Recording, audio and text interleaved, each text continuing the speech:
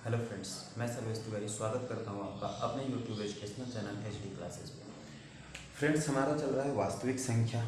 वास्तविक संख्या यानी कि रियल नंबर। रियल नंबर, ठीक है, रियल नंबर।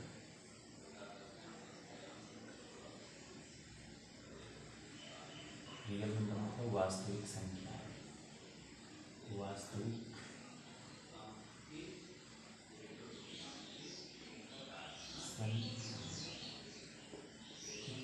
रियल नंबर्स, ठीक है। और रियल नंबर में हम लोग अपना उदाहरण नंबर 3 जो है वो लास्ट पढ़ा था पिछले क्लास में, तो उसको थोड़ा सा रिवाइज कर देता हूँ मैं। तीसरा उदाहरण है आपका कि दिखाइए कि प्रत्येक धनात्मक विषम पूर्णांक को 6q+1 या 6q+3 या 6q+5 के रूप में लिखा जा सकता है। हमने बताया था आपको कल कि आप यूक्लिड प्रमेय ले लीजिए। यूक्लिड प्रमेय ले लीजिए। प्रमेय यूक्लिड प्रमेय से क्या हो जाएगा आपका 6 रखा है बी की जगह पे, यानी कि a = 6b + r, ठीक है। 6q+r, इसको कितने रूप में लिखा जा सकता है, यानी कि 6q प्लस में 0, 6q प्लस में 1, 6q प्लस में 2, 6q प्लस में 3, 6q प्लस में 4 और 6q प्लस में 5 और 6q प्लस में 5। मैंने बताया था किसी भी सम संख्या को किसी भी संख्या से गुणा करेंगे तो वो सम ही होगा, सम, यानी कि ये भी सम हो जाएगा और ये भी सम हो जाएगा, ठीक है। ये भी सम, ठीक है, ये भी सम हो जाएगा, ठीक है, और ये भी सम हो जाएगा, सम। अच्छा, इसमें तो 0 जुट रहा है तो ये सम ही हो जाएगा, ठीक है। इसमें 1 यानी कि विषम संख्या है, ये विषम, और सम में जब विषम जुड़ेगा तो ये कौन सी संख्या हो जाएगी, विषम। ऐसे ही सम में जब सम जुड़ेगा तो ये सम संख्या हो जाएगी। सम में जब विषम संख्या जुड़ेगा तो विषम संख्या हो जाएगा। ये क्वेश्चन मैंने पिछले क्लास में बता दिया। सम में सम जुड़ेगा तो सम संख्या, और सम में जब विषम जुड़ेगा तो विषम संख्या, विषम। और ये वही बोल रहा है कि आप दिखाइए कि 6q+1, 6q+3 और 6q+5 को विषम दिखाइए कि प्रत्येक धनात्मक विषम पूर्णांक को 6q+1, 6q+3 और 6q+5 के रूप में लिखा जा सकता है। तो ये देखिए, यहाँ विषम संख्या आ गई, ये भी विषम संख्या आ गई और ये भी विषम संख्या, यानी कि प्रत्येक प्रत्येक धनात्मक विषम पूर्णांक को 6+1, 6+3 और 6+5 के रूप में लिखा जा सकता है। ये मैंने कल कराया था। अगर पूरा विस्तार रूप से जानना है तो पिछले क्लास के पेज में चले जाइए, ठीक है। ये क्वेश्चन मैंने कराया था। चलते हैं अगले क्वेश्चन। अगला क्वेश्चन हमारा क्या है, अगला क्वेश्चन है, क्वेश्चन नहीं, उदाहरण नंबर 4 है कि दिखाइए कि किसी धनात्मक पूर्णांक का वर्ग किसी पूर्णांक q के लिए 4q या 4q+1 के रूप में होता है। मैं क्वेश्चन लिख देता हूँ। दिखाइए कि किसी धनात्मक पूर्णांक का वर्ग, दिखाइए कि किसी धन पूर्णांक का वर्ग, धन पूर्णांक का, धन पूर्णांक का वर्ग किसी पूर्णांक q के लिए, किसी पूर्णांक q के लिए 4q या 4q+1 के रूप में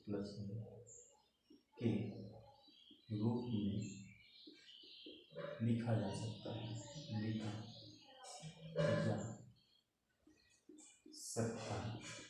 ठीक है, लिखा जा सकता है। देखिए, क्वेश्चन है कि दिखाइए कि किसी धन पूर्णांक का वर्ग किसी पूर्णांक q के लिए 4q या 4q+1 लिखा जा सकता है, ठीक है। क्वेश्चन है, ठीक। देखिए, इसमें भी क्या क्यों करेंगे हम कि जो यूक्लिड प्रमेय को ही लेना है इसमें, ठीक है। यानी कि भाग पे ही आधारित है। यूक्लिड प्रमेय क्या है, भाग में यूक्लिड प्रमेय लेंगे। यूक्लिड प्रमेय करेंगे, ठीक है। यूक्लिड प्रमेय क्या कहता है, A equal B Q plus R. अच्छा, यानी कि अगर हम बी की जगह पे 4 रख दें, 4 क्यू, तो प्लस आर हो जाएगा। यहाँ पे आर का मान क्या होगा, 0 से बड़ा या इक्वल और छोटा होगा 4 से, यानी आर इक्वल टू क्या हो सकता है, 1 2 0 1 2 और 3, ठीक है। यानी ए को कितने रूप में लिखा जा सकता है, 4 क्यू या 4 क्यू प्लस 1 या 4 क्यू प्लस 2 या 4 क्यू प्लस 3, ठीक है। अब स्क्वायर करके देखेंगे, क्या 4 क्यू प्लस 1 के रूप में ही आ रहा है, ठीक है।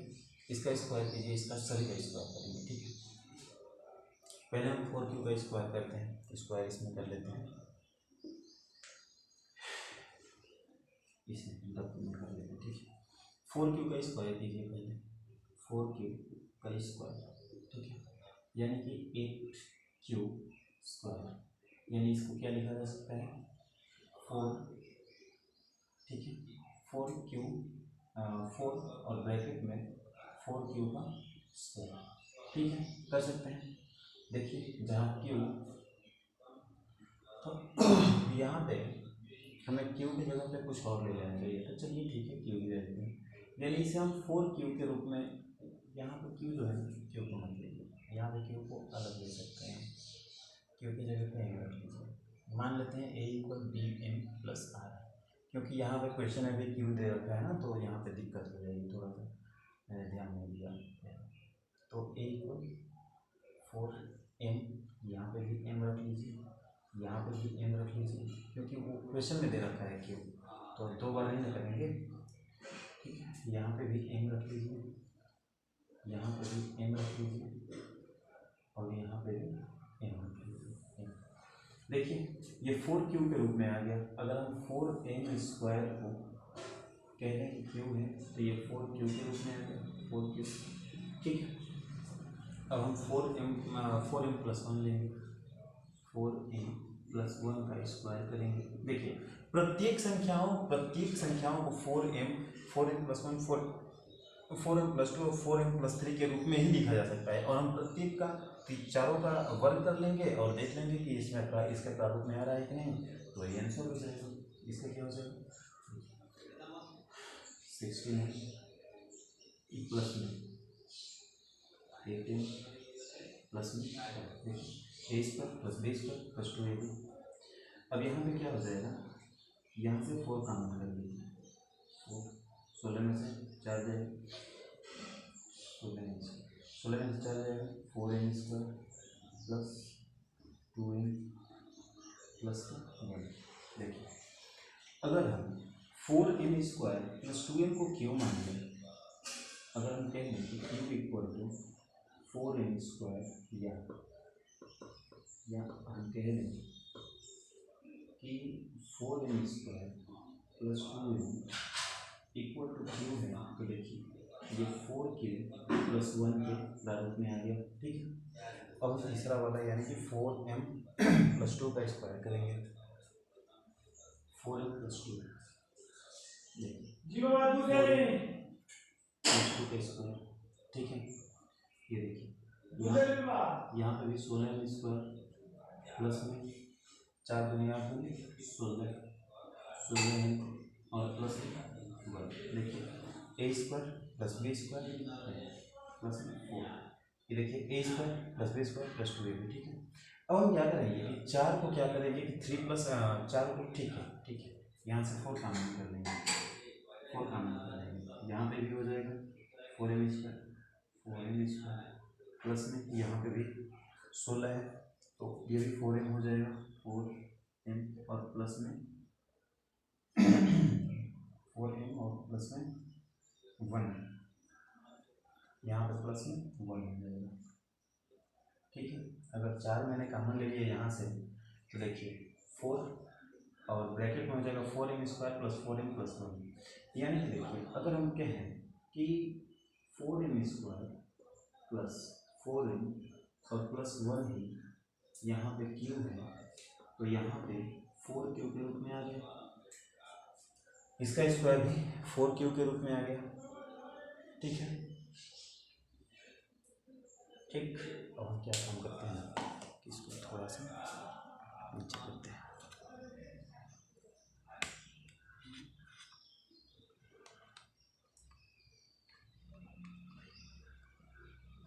ठीक। अब देखिए इसके बाद अब इसका भी हम स्क्वायर करेंगे, 4m+3 का भी स्क्वायर करेंगे। 4m+3 का भी स्क्वायर करेंगे तो देखिए 16 प्लस में 4 × 12 × 24 थे और प्लस में 3 थे 9। ठीक है, यानी कि ये क्या हो जाएगा। अब 9 को क्या काम करेंगे हम कि 8 और +1 में तोड़ लेंगे इसे।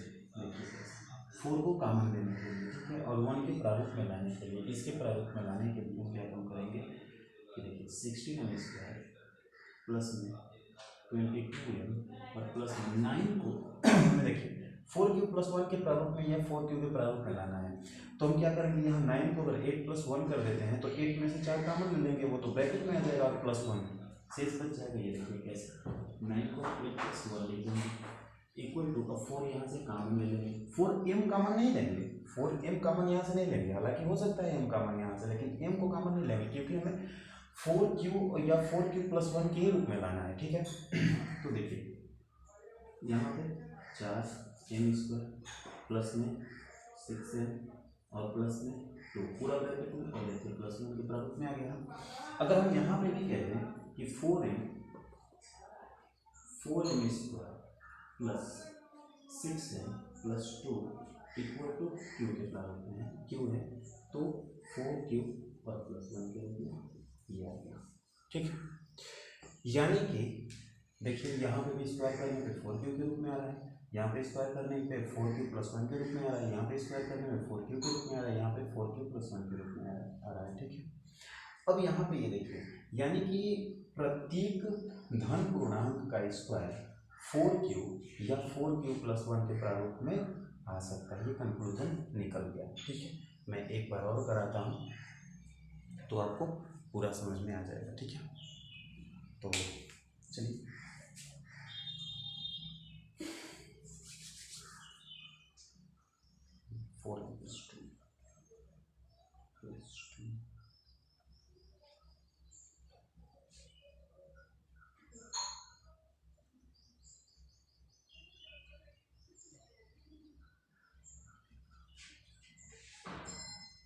ठीक है, चलिए हम अब इसको ठीक से कर देते हैं, जिस पे था उस पे कर देते हैं। इस पे था,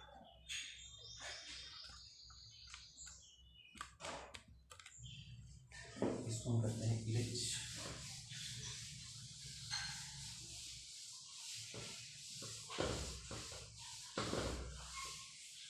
ठीक है, चलिए एक बार और देखिए, दिखाइए कि किसी धन पूर्णांक का वर्ग किसी पूर्णांक q के लिए 4q या 4q+1 के रूप में हो सकता है। अच्छा, यूक्लिड प्रमेय है 4q होता है a = bq + r होता है। ठीक है, तो b के जगह पे हम q 4 रख देंगे और q के जगह पे m रख देंगे, क्योंकि q यहाँ इक्वेशन में भी दे रखा है तो दिक्कत हो जाएगी। तो वहाँ से निकाल लेंगे कि 4m+r के प्रारूप में सभी प्राकृतिक संख्याओं को कितने रूप में लिखा जा सकता है, और वहां से स्क्वायर करके देख लेंगे कि इस प्रारूप में आ रहा है कि नहीं। देखिए यहाँ पे मैंने क्या किया था, यूक्लिड प्रमेय से, यूक्लिड प्रमेय क्या होता है a = bq प्लस में r, लेकिन चूंकि q यहाँ पे दे रखा है इसलिए हम q की जगह पे m रख लेंगे, नहीं तो थोड़ा दिक्कत हो जाएगा। ठीक है, जहाँ r होता है 0 से बड़ा या बराबर और b से छोटा। ठीक है, तो a = b की जगह पे क्या रखा है 4, यानी कि 4m+r। तो यहाँ r = क्या हो सकता है 0 से बड़ा या बराबर 0 हो सकता है, 1 2 और 3 4 तो होगा नहीं क्योंकि 4 से छोटा होगा यहाँ पे, यानी कि a = क्या हो सकता है, एक तो 4m हो सकता है, एक 4m+1 हो सकता है, एक 4m+2 हो सकता है और एक 4m+3 हो सकता है। ठीक है, इसका हम स्क्वायर करके देखेंगे। पहले 4m का स्क्वायर करके देख लेते हैं किस प्रारूप में आ रहा है। देखिए 4m का होल स्क्वायर लिख देंगे यहाँ पे 4m का स्क्वायर करने पर, यहाँ पे लिख देंगे 4m का वर्ग करने पर क्या हो जाएगा 16m स्क्वायर। ठीक है, तो अब देखिए यहाँ पे क्या हो जाएगा 16m स्क्वायर यानी कि इक्वल टू, अगर हम m स्क्वायर को क्यू कह दें यहाँ पे तो क्या हो जाएगा, और देखिए यहाँ से क्या काम कीजिए आप कि 4 काम लीजिए। ठीक है, तो 4m स्क्वायर हो जाएगा क्योंकि हमें 4q के रूप में लाना है ना। तो यहाँ पे अगर हम कह दें कि 4m square equal to q है यहाँ पे, तो ये क्या हो जाएगा 4q। ठीक है, क्योंकि कुछ भी मान यहाँ पे आए कोई मतलब नहीं, वो क्यू के बराबर हो जाएगा, वो क्यू के बराबर हो जाएगा, कुछ भी मान यहाँ पे आए। ठीक है, यही नहीं कि 4m स्क्वायर इक्वल टू कुछ भी आ जाए, लेकिन गुणा होना चाहिए, उसको 4 से विभाजित होना चाहिए। कहने का मतलब ये है कि क्या प्रत्येक धन पूर्णांक का वर्ग 4q या तो 4 से विभाजित हो, या 4q + 1, या 4 से विभाजित होने पर मतलब 4 से भाग देने पर 1 शेष बचे। तो भाई साहब यहाँ पे भागफल जो है वो कुछ भी आए उसको क्यों मान लेंगे, भागफल लेंगे क्यों। ठीक है, तो देखिए यानी कि अगर हम 4m स्क्वायर को हम क्यों मान लें तो यहाँ पे 4q हो जाएगा। अब यहाँ पे 4q + m का स्क्वायर करने पर वैसे ही लिख देंगे कि 4q + m का वर्ग करने पर देखिए यहाँ पे 16q स्क्वायर 16, 4m + 1 है, 4m + 1। ठीक है, देखिए 16m स्क्वायर प्लस में 4 और 2 8m हो जाएगा। ठीक है, +1। देखिए a स्क्वायर + b स्क्वायर और +2ab 8m। ठीक है, अब इसको क्या कर सकते हैं, यहाँ से 4 कॉमन कर दीजिए, तो ये 4m स्क्वायर + 2m + 1 हो जाएगा। अगर हम ये कहते हैं कि यहाँ पे 4m स्क्वायर, यहाँ पे 4m square + 2m + 1 equal to q है, इतना टाइम गया है तो इसका मान लेते हैं क्यू। तो ये देखिए 4 से 4q यानी कि टोटल भाग जा रहा है। ठीक है, यानी कि डिवाइड हो जा रहा है पूरा। यार यहाँ पे मैंने गलत किया है क्या, a स्क्वायर + b स्क्वायर नहीं। ठीक है, ठीक है, इसको भी 4q के रूप में लिखा जा सकता है, इसको भी 4q के रूप में लिखा जा सकता है। यहाँ पे 16m स्क्वायर + 8m और प्लस का 1। यार यहाँ पे 1 है तो ये कैसे काम होगा, गलती हुई यार, ध्यान दीजिएगा थोड़ा सा, पता नहीं क्यों गलती हो रही। तो यहाँ पे क्या हो जाएगा, यहाँ पे मान लेंगे 1 नहीं होगा, यहाँ पे 4m square + 2m equal Q है, तो ये क्या हो जाएगा 4q + 1, यानी कि देखिए 4q + 1 के प्रारूप में आ गया, यहाँ पे 4q + 1 के प्रारूप में आ गया। अब तीसरी को देखेंगे, यानी कि इस प्रकार से भी कुछ संख्याएं आ सकती हैं, तो इसका वर्ग इस यानी कि इस फॉर्म में जितनी भी संख्याएं आएंगी उसका अगर वर्ग करेंगे तो वो किस फॉर्म में आएगा। ठीक है, तो देखिए यहाँ पे फिर से लिखेंगे 4m + 2 का वर्ग करने पर। ठीक है, ठीक है, दिखाई दे रहा है। यहाँ पर हो जाएगा 16m स्क्वायर प्लस में 16 देखिए तो ये भी होता है ना 4 4 दूनी 8 8 दूनी 16 और प्लस में 4, यहाँ पे 4 का मान लीजिए, यहाँ से देखिए 16 में से 4 जाएगा 4m स्क्वायर। ठीक है, और प्लस 4m और प्लस का 1। अगर यहाँ पे हम मान लेते हैं कि 4m square + 4m + 1 equal Q है, 4m square + 4m + 1 equal to q है, तो क्या हो जाएगा 4q। भाई साहब इससे कोई मतलब ही नहीं है। ठीक है, ये कुछ भी है, कोई मतलब नहीं है।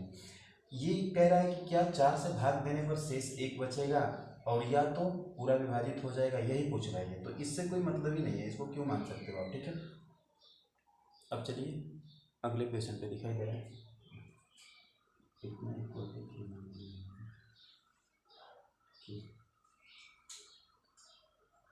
नीचे वाला नहीं दिखाई दे रहा है, थोड़ा सा नीचे कर लेते हैं। देखिए तो यहाँ पे क्या हो जाएगा अगर इसको हम क्यू मान लेंगे तो यहाँ पे 4 क्यू हो जाएगा, 4 क्यू। ठीक है, अब देखिए, अब इसको देखते हैं, 4 Q plus 3 4m, 4m plus 3 का वर्ग करने पर,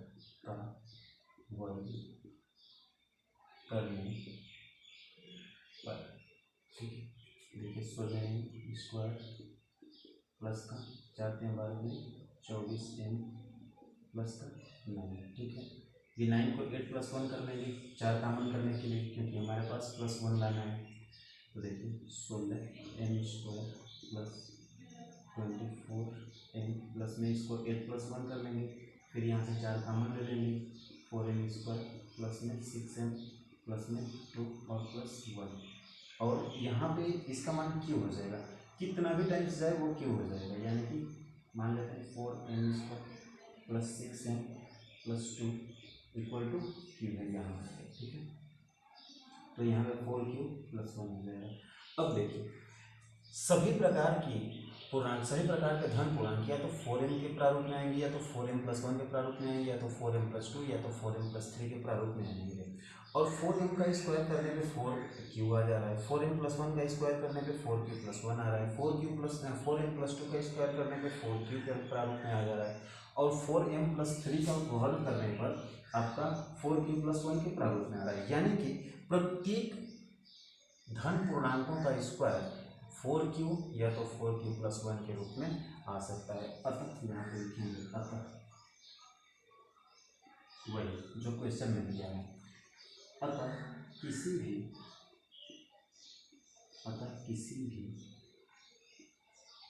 धन पूर्णांक का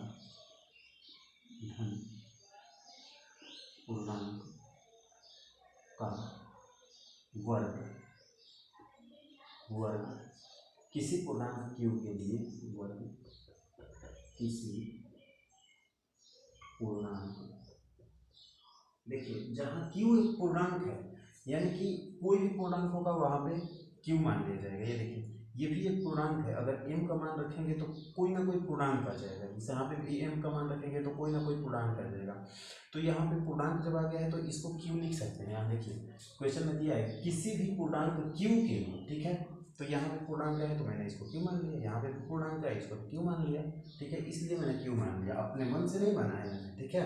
ये मत सोचिएगा कि कुछ भी को आप क्यों मान सकते हैं या मान सकते हैं, नहीं। आंसर मैंने नहीं, आंसर आप ये सोचेंगे कि मतलब यार कुछ भी आंसर आने के लिए क्यों मान दो, यहाँ पे मान लिया, ठीक है। तो वो बात नहीं है, वो सब कुछ क्वेश्चन में दिया है। देखिए किसी भी पूर्णांक क्यू के लिए, तो पूर्णांक है यहाँ पे, ठीक है, तो हम इसको क्यों मान सकते हैं, यहाँ पे भी पूर्णांक है, क्यों मान सकते हैं। देखिए यहाँ पे अगर 1 रखेंगे तो 4 + 4 और +1 9 हो जाएगा, 9 एक पूर्णांक आ गया, यानी कि हम इसको क्यों मान सकते हैं, ऐसे हो, ठीक है।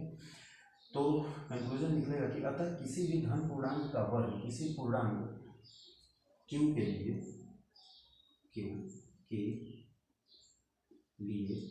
4q या 4q + 1 के रूप में लिखा जा सकता, ठीक है। ठीक है, बात समझ में आ गई पूरी, ठीक है। अगर कहीं इसमें समझ में नहीं आया होगा तो आप कमेंट कीजिएगा, मैं इसको फिर से समझा दूँगा, ठीक है। मिटा दो आप, अगर कोई स्क्रीनशॉट लेना चाहता हो तो स्क्रीनशॉट ले ले, नहीं तो अगर कोई लिखने बैठा है तो वो लिख ले, और अपने से इरेज करता हूँ, ठीक है। मिटा दूँ इसे।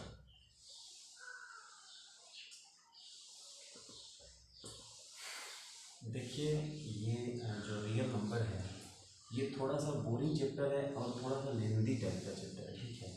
तो इसे धीरे धीरे कराना बहुत ज़रूरी है, इसलिए मैं धीरे धीरे लेकर चल रहा हूँ, ठीक है। आप ये मत सोचिए कि सर 2 ही कोई क्वेश्चन करा पा रहे हैं, वो भी उदाहरण करा पा रहे हैं, वो भी 2 ही उदाहरण करा पा रहे हैं, वो मत सोचिएगा।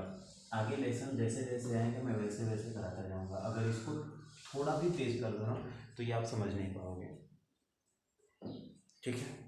तो चलिए आगे चलते हैं अपने अगले क्वेश्चन पे। अगला क्वेश्चन है हमारा कि दिखाइए कि संख्याओं n, n + 4, n + 8, n + 12 तथा n + 16 में से एक और केवल एक संख्या 5 से विभाजित है जहाँ n एक धन पूर्णांक है। ठीक है, जहाँ n एक धन पूर्णांक है।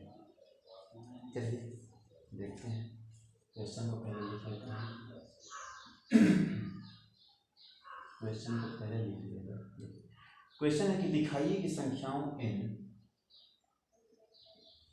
दिखाइए कि संख्याओं n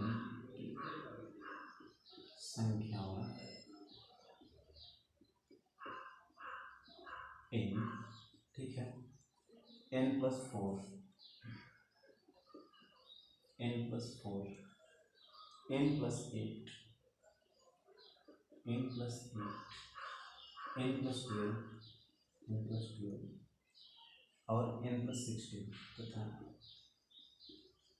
n प्लस 16, ठीक है, में से एक और केवल एक संख्या में से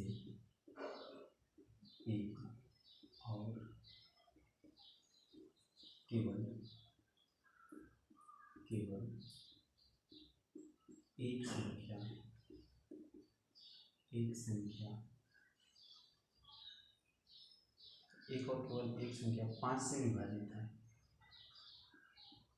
5 से विभाजित है,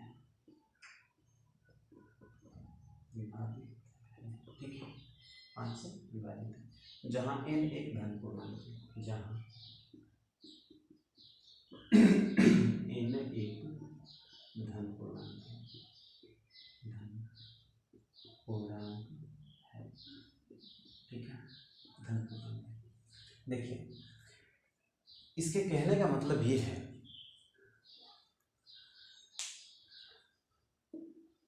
यार आवाज़ तो मैंने ये देखिए ये पिन लगाना मैं भूल गया हूँ, और ये देखिए माइक यहाँ है, पिन लगाना भूल गया हूँ, तो आपके पास आवाज़ कैसे जाएगी? अब रोकना पड़ेगा यहाँ पे।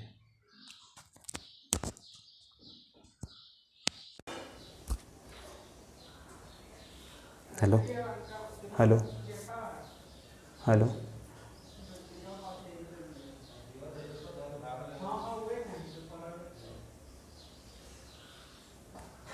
ठीक है, तो देखिए ये इस क्वेश्चन को हम करते हैं। दिखाइए कि संख्याओं n plus 4 n plus 8 n plus 12 और n प्लस 16 में से एक और केवल एक संख्या 5 से विभाजित है जहां n एक धन पूर्णांक है। इसके कहने का मतलब ये है कि n कोई पूर्णांक है जिसको रखने पर या तो n विभाजित होगा, या तो n प्लस 4 विभाजित होगा, या तो n प्लस 8, या तो n प्लस 12, या तो n प्लस 16, या तो अगर n प्लस 4 भी डिवाइड हो जाएगा तो ये चारों संख्याएं डिवाइड नहीं होंगी, n प्लस 16 अगर डिवाइड हो जाएगा तो ये चारों संख्याएं डिवाइड नहीं होंगी। ठीक है, इसमें से केवल एक और एक ही विभाजित होगा और हो रहा होगा। देखिए आप अगर n इज इक्वल टू 1 रख लीजिए तो n का मान क्या हो जाएगा 1, और n प्लस 4 का मान क्या हो जाएगा 5, क्योंकि n का मान 1 है तो n 4 और प्लस 1 5 हो जाएगा, और n प्लस 8 इक्वल टू 9 हो जाएगा, n प्लस 12 इक्वल टू 13 हो जाएगा, n प्लस 16 इक्वल टू 17 हो जाएगा। ठीक है, देखिए ये संख्या कट रही है 5 से, बाकी सब कोई नहीं कट रहा है। दो रख के देख लीजिए, 2 रखने पर n is equal to 2, n plus 4 ये हो जाएगा 6, n प्लस 8 ये हो जाएगा 10, n प्लस 12 ये हो जाएगा आपका 17, n प्लस 16 ये हो जाएगा 18, 12 और 2 14, यहाँ पे 14 हो जाएगा। ठीक है, अब देखिए इसमें से 10 कट रहा है ना, 10 5 से कट रहा है, बाकी और कोई नहीं कट रहा है 5 से। देख रहे हैं, यही सिद्ध करने के लिए कह रहा है ये क्वेश्चन में, यही बोला है कि केवल और केवल एक कटेगा। ठीक है, कट रहा है आपके सामने दिख रहा है, लेकिन इसको सिद्ध करने के लिए बोल रहा है कि विभाजित करेगी, दिखाइए, इसको सिद्ध कीजिए। तो इसको भी सिद्ध करने के लिए हमें यूक्लिड प्रमेय का सहारा लेना पड़ेगा। ठीक है, हम पहले देखेंगे कि जो 5 है वो कितने प्रकार से लिखा जा सकता है। देखिए यूक्लिड प्रमेय से, यूक्लिड प्रमेय से, ठीक है, यूक्लिड प्रमेय क्या कहता है आपका? यूक्लिड प्रमेय कहता है A equal B Q plus R, जहाँ आर 0 से बड़ा या बराबर और छोटा होगा बी से। लेकिन इसने बी की जगह पे 5 दे रखा है, देखिए 5 से विभाजित है तो बी विभाजित करता है, यानी कि ए इक्वल 5Q प्लस आर हो जाएगा। अब यहाँ पे आर का मान क्या होगा? या तो 0 या तो 1 या तो 2 3 4 तक होगा, 5 नहीं होगा। यानी इसको कितने प्रारूप में लिखा जा सकता है? 5Q के रूप में, ठीक है, या तो 5Q प्लस 1 के रूप में, या तो 5Q प्लस 2 के रूप में, या तो 5Q प्लस 3 के रूप में, और या तो 5Q प्लस 4 के रूप में, ठीक है। ठीक अब देखिए, यानी कि जो a का मान होगा वो 5Q के रूप में लिखा जाएगा। अब देखिए एक बात, a इक्वल 5Q, ठीक है। अगर हम Q को मान लेते हैं n, Q इक्वल n, तो a इक्वल क्या हो जाएगा? 5n, ठीक है। दिखाइए कि संख्याओं इतना इतना इतना और इतना में से एक और केवल एक, नहीं, ये नहीं माना जाएगा, ये नहीं। ये जो दिया है, ये संख्या दिया है ना, बोल रहा है कि कोई एक ना एक 5 से विभाजित हो जाएगा, तो a को हम n मान लेंगे। अगर a को a इक्वल n, तो देखिए n इक्वल क्या हो जाएगा? 5Q, यानी कि n जो है वो 5 से विभाजित हो रहा है, ठीक है, यहाँ पे हो रहा है, ठीक। और दूसरा मानेंगे, देखिए a इक्वल 5Q प्लस 1 पे चलेंगे, ठीक है। अब क्या काम करेंगे हम कि a में प्लस 4 करेंगे, a प्लस 4, ठीक है, यानी कि जब इसमें 4 जुड़ जाएगा तो इधर भी 4 जुड़ जाएगा, 1 प्लस 4 हो जाएगा, दिखाई दे रहा है ना। यानी कि a plus 4 equal 5Q plus 5, यानी a प्लस 4 इक्वल 5 कॉमन लेंगे तो Q प्लस 1, ठीक है। अब देखिए ये संख्या भी Q से, ये संख्या भी 5 से विभाजित हो जा रही है, लेकिन यहाँ पे भी मान लेंगे a equal 1, a equal n। भाई a कोई संख्या है और यहाँ पे भी n को कोई संख्या दे रखा है, यानी कि n plus 4 is equal to क्या होगा? 5 ब्रैकेट में Q प्लस 1, यानी कि ये संख्या भी n प्लस 4 भी 5 से विभाजित हो रही है, ठीक है। ये समीकरण नंबर 1, ये समीकरण नंबर 2, ठीक है। तीसरे पे जाइए। अब a इक्वल 5Q प्लस 2 पे जाइए, ठीक है। अगर a में जोड़ देते हैं हम कितना? 8, ठीक है, इक्वल, देखिए एकदम मतलब जैसे लग रहा है कि मतलब एकदम हल करने के लिए ही दिया है। टोटल पे बारी से रखते जाएंगे, सब आता जाएगा। a प्लस 8 बराबर क्या हो जाएगा? 5Q प्लस 10, ठीक है, यानी a प्लस 8 इक्वल टू क्या हो जाएगा? 5Q प्लस 2 हो जाएगा। यानी कि देखिए यहाँ पे भी 5 से विभाजित कर रहा है, यहाँ पे भी a इक्वल n, a को n मान लेंगे, मतलब प्रत्येक पूर्णांक ही है। दिखाइए कि n plus 1, n plus 12, n plus 16 जो है वो 5 से विभाजित हो रहा है। n क्या है? यहाँ पे पूर्णांक है, और a को भी मैंने पूर्णांक ही माना है, तो दोनों बराबर हो सकते हैं, एक जगह पे n लिखा जा सकता है, ठीक है। तो n plus 8 equal to 5Q plus 2, यानी n प्लस 8 भी 5 से विभाजित हो रहा है, तभी तो कॉमन निकल जा रहा है। विभाजित कब नहीं होता? जब यहाँ पे प्लस में कुछ बच जाता, तब ये विभाजित नहीं होता। लेकिन देखिए ये गुणनखंड 5 पूरा कॉमन ले रहा है, यानी कि ये संख्या जो है n प्लस 8 जो है वो 5 से विभाजित हो रहा है। 1 2 3, यहाँ पे तीसरा समीकरण, ठीक है। अब देखिए, अब ले लीजिए a प्लस कौन सा हो गया? 5Q प्लस 2 हो गया, 5Q प्लस 3 पे जाइए। a इक्वल 5Q प्लस 3, यहाँ पे आप बार 12 ले लीजिए, a प्लस 12, मतलब आप लिख लीजिएगा कि दोनों तरफ 12 जोड़ने पर, ठीक है। यहाँ पे क्या हो जाएगा? 5Q प्लस इसमें 12 जोड़ेंगे तो 15 हो जाएगा, ठीक है। यानी a को अगर n मान लिया जाए, a इक्वल n, तो n प्लस में 12 इक्वल 5 ब्रैकेट में Q प्लस 3, यानी ये भी 5 से कट रहा है, ठीक है। आगे चलिए, ये क्या हो जाएगा, समीकरण नंबर 4, ठीक है। अब q प्लस ए इक्वल 5q प्लस में 4 पे चलिए, यानी कि अगर a में 16 जोड़ दीजिए, अब a प्लस 16, मैं क्यों जोड़ रहा हूँ 8 16 क्यों जोड़ रहा हूँ, इसके फॉर्म में लाने के लिए जोड़ रहा हूँ। n देखिए, n इक्वल 5q यानी 5 से कटा।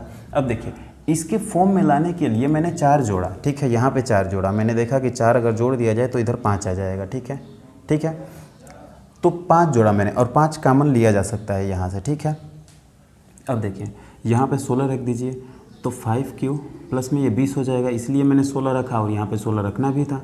तो यहाँ पे a इक्वल n मान लेते हैं, तो n प्लस 16 इक्वल 5 कोष्ट में q प्लस 4 हो जाएगा, यानी ये संख्या भी 5 से कट रही है, तभी तो 5 एक गुणनखंड आ रहा है। कोई संख्या जिस संख्या से कटेगी उसका एक गुणनखंड होगा। जैसे 4 2 से कटता है, तो देखिए जैसे 6 2 से कट जाता है, ये जानते हैं आप, यानी कि 6 2 गुणे 3 होता है। देखिए 2 एक इसका गुणनखंड आ गया। मान लीजिए 100 है, 100 जो है ये भी 4 से कटता है, तो ये देखिए 4 गुणे 25, देखिए 4 एक गुणनखंड आ गया।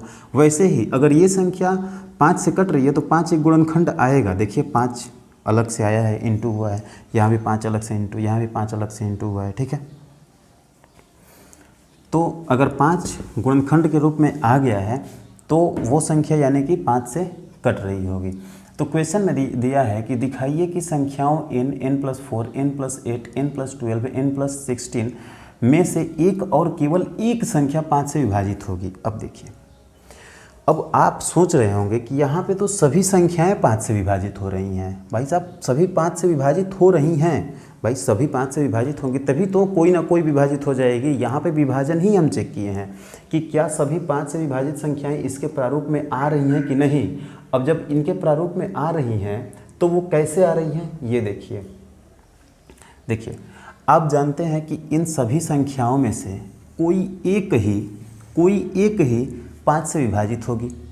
तो देखिए ये 5 से विभाजित हो रही है, ये 5 से विभाजित नहीं हो रही है क्योंकि 1 शेषफल आ जा रहा है। ये 5 से विभाजित नहीं हो क्योंकि 2 शेषफल आ जा रहा है, यहाँ पे 3 शेषफल आ जा रहा है, यहाँ पे 4 शेषफल आ जा रहा है। देखिए, और इसके इससे ही तो ये निकला है और इससे ये निकला है, कहाँ पे ये निकला है, और इससे इसके प्रारूप से ये निकला है, और इसके प्रारूप से ये निकला है, और इसके प्रारूप से ये निकला है, ये निकला है। और आप जानते हो कि इन पांचों संख्याओं में से केवल एक ही 5 से विभाजित होगी।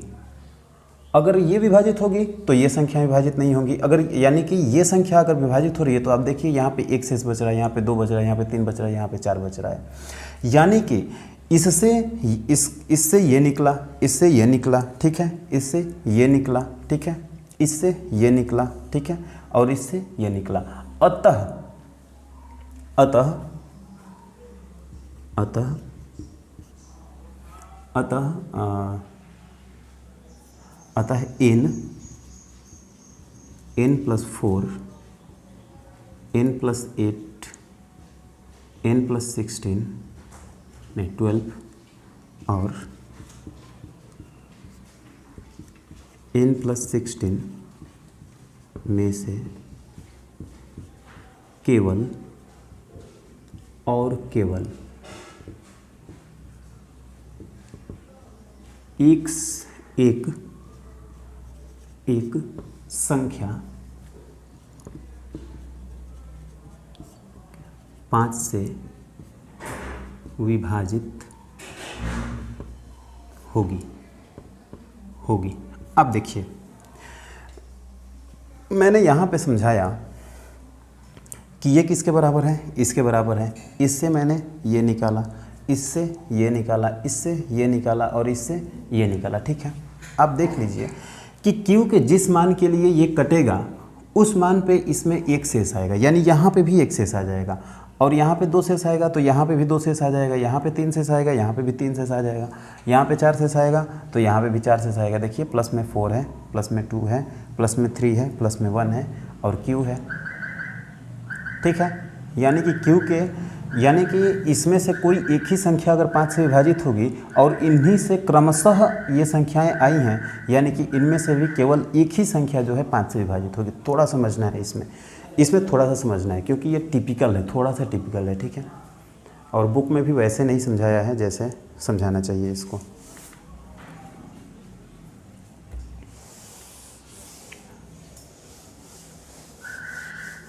चालीस मिनट हो गया।